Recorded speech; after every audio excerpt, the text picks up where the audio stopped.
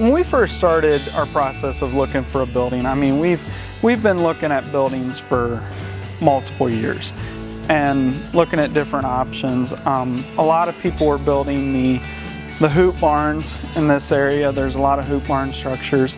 And the one thing that I was not really fond of on a hoop barn was the fact of you build a lot of heat in them. I don't think there's ever a reason to put a fan in one of these. And I guess my thought was, you know, maybe they are a little bit more money to build originally, but you're building for the efficiency. You don't have to worry about spending a bunch of money later to make it right, I guess.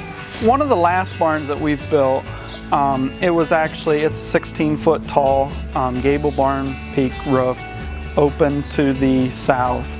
And one thing that we noticed when we started feeding cattle in there was that, especially in the winter time, the pen packs didn't freeze. You actually might keep a little bit more heat in there because of the sunlight getting across them.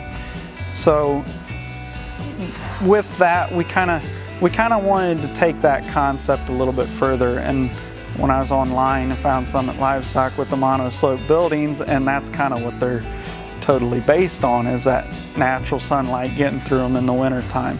One of the things that we heard from a vet standpoint, we've always been told, is you don't build a barn to keep them warm in the winter time, you build them to keep them dry in the winter and cool in the summer. And that's what these barns do. So what we've always found, like with cattle, feed is one thing. You keep the feed fresh in front of them. You try not to let it set stale. But I mean, cattle, you know, they're taking in a lot more oxygen, a lot more water than they are feed in a day. So I mean, we think that the biggest thing, you know, having that air circulation through them. I mean, there's no ammonia building up in here. We just don't have to worry about that. I mean, it's back to the fans, putting fans in.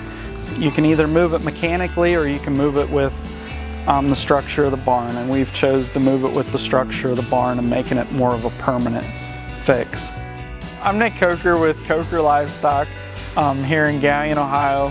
We feed about 850 head of cattle a year and raise about 2,100 acres of corn, beans, and wheat.